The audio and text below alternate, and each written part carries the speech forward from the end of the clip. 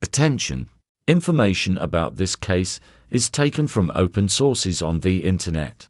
The author is not engaged in own investigation. The video is created on the basis of already existing information. The video on the channel is documentary, narrative and informational nature. The author does not call for violence. Maria del Rocio Alfaro is guilty of the murder of Autumn Wallace. The defendant killed 9-year-old Autumn Wallace on June 15, 1990, during a burglary and robbery at Wallace's home. Autumn's body was found in the bathroom of the home with more than 50 stab wounds. The defendant was a high school friend of the victim's sister, April Wallace, and lived approximately 3 blocks from Wallace's home. Autumn Wallace, the murder victim, was 9 years old. She lived with her mother, Linda Wallace, a clerk of the Orange County Superior Court, with her older sister, April Wallace, and her young son on Hedlund Street in Anaheim, California. Autumn's friend, Christina S., testified that on Friday, June 15, 1990, it was early afternoon at their school at 2:35 p.m. School recess ended, and around that time, she and Autumn left school and went to Autumn's home.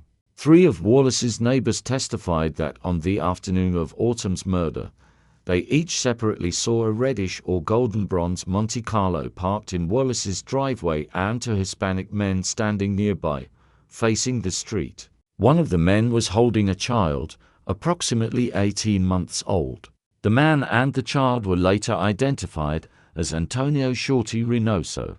April Wallace testified that she tried to call Autumn at approximately 4:30 p.m. to let her know she would be home late from work, but Autumn didn't answer. April returned home at approximately 5:15 p.m. to find the front door locked. She entered and found the house in disarray. The hallway closet was open, and things were scattered about. April called out to Autumn, but received no answer. Entering the bedroom, April noticed that the television and mirror were missing, and some clothes were scattered about. April immediately left the house and crossed the street to a neighbor's house. At approximately 5:40 p.m., Linda Wallace arrived at the house, and April informed her that the house had been burglarized and Autumn was missing. Linda entered the house looking for Autumn and noticed that many things were missing. Unable to find a phone in the house, Linda asked April to call the police from another location. While April ran to the neighbor's house, Linda searched her house and discovered Autumn's body in the bathroom. The defendant was a high school friend of April Wallace's and lived approximately 3 blocks from the Wallace house. During her friendship with April, the defendant visited the Wallace house many times and lived there for a time while pregnant with her second child. April testified that after 1989, she and the defendant stopped being friends because April doubted her credibility. The defendant told police she decided to kill Autumn because the child might identify her as the burglar. She explained that she took a knife into the bathroom and contemplated the murder for several minutes. After calling Autumn into the bathroom, the defendant took an eyelash curler from her makeup bag and asked Autumn to clean it. Autumn complied, and after she turned around at the defendant's request, the defendant began stabbing her. The defendant told police that he stabbed Autumn multiple times in the back, chest, and head. A paring knife and an eyelash curler were found on the bathroom floor next to Autumn's body. The defendant confessed to stabbing Autumn, initially telling police that shortly after entering the house, she saw a knife on the ground and stabbed Autumn.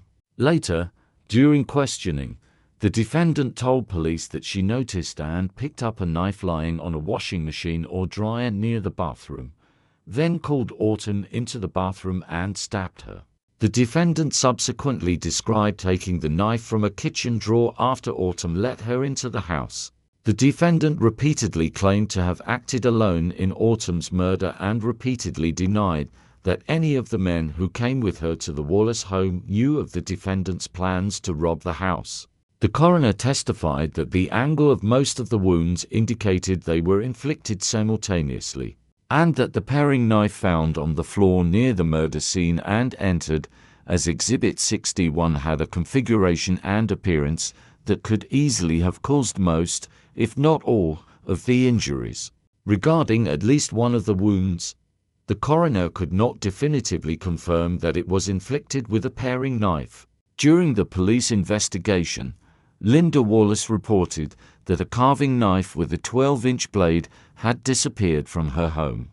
DNA testing by the Orange County Sheriff's Department Crime Lab showed that blood found on the sole of the defendant's Law Gear shoe matched Autumn Wallace's blood, but did not match the defendant's.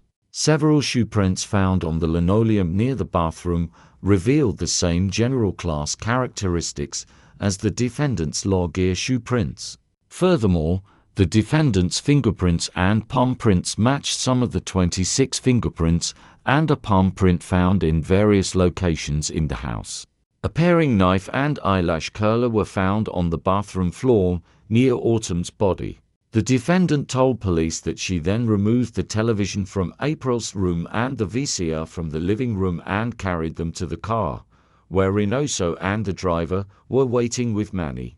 The defendant returned to the house and took a typewriter, mirror, telephone, clock, radio, clothing, and a pair of shoes from April's bedroom. She removed a telephone, iron, lamp, radio, and Nintendo game console from Linda Wallace's bedroom, and a clock and calculator from the living room. The defendant attempted to remove the microwave, but later discovered it was too large for the car. When leaving Wallace's house, the defendant took the knife she had stabbed Autumn with. An autopsy revealed that Autumn Wallace had suffered more than 50 stab wounds to the head, neck, upper torso, chest, front of the body, and back. Wounds to the heart and larynx were the cause of her death. The first stage of the sentencing trial ended in a denial of prosecution. After a retrial, the jury returned a death sentence. The trial court denied an automatic motion to amend the sentence. DNA testing revealed that blood found on the sole of the defendant's shoe matched Autumn Wallace's blood, but did not match the defendant's. Furthermore, fingerprints from the shoe and boot found at the murder scene linked the defendant to the murders. After her arrest, having waived her rights to an attorney and her right to remain silent, the defendant confessed to the murders. Although the defendant consistently claimed that Reynoso remained outside in the driveway with Manny while she committed the murder and burglary, during police questioning, the defendant was inconsistent in her description of the second man's whereabouts. Initially, the defendant said he got out of the car to help her place the things she had taken from Wallace's house inside, but did not enter the house. Later, the defendant suggested the man might have entered the house. However, when the defendant explained her decision not to take the microwave, she implied that the man had gone as far as the back bedroom.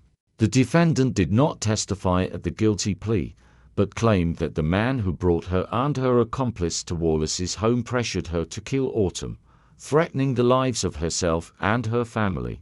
Giffen testified that during a conversation with the defendant, he recalled witness statements about a small child being seen in front of the house with two Hispanic men. The next day, after learning that a fingerprint lifted in Wallace's bathroom matched the defendant's, Giffen interviewed the defendant in Stanton.